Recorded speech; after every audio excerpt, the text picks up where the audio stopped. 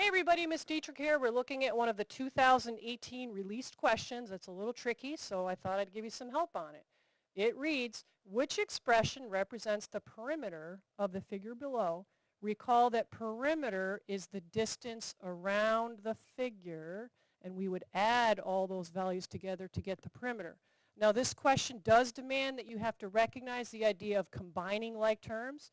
It also demands that you recognize the idea of what does commutative property look like, because we can change the order of the terms if we're adding them up, and it's not going to affect the value of it.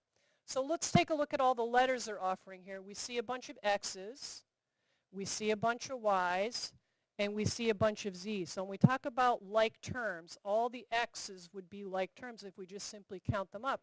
We have 1, 2, 3, 4, 5 of the X's. So we might write that as 5x.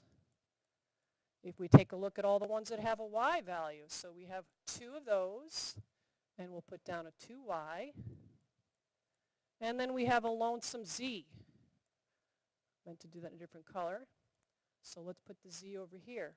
And remember that perimeter is simply adding up your terms. Now, let's look at the choices and see what they're offering here.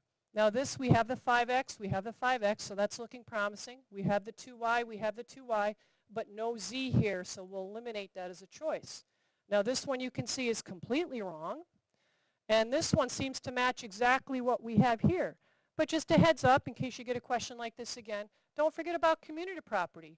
If we had written it this way, we would have to still recognize that this is correct, because commutative property says that you can change the order of your terms and it's the same value. Now let's look at choice D just to make sure we know how to eliminate that one, because sometimes they want you to actually distribute or do some stuff with it to see if there's any way we can extrapolate that this is equal to what we have written up here on the screen. And if we were to actually add up the values here, we'd get 8. And if we were to do anything with the 8 and this, it's not going to give us anything like we have here. So we can safely eliminate that as a choice, concluding that choice C is indeed the correct answer.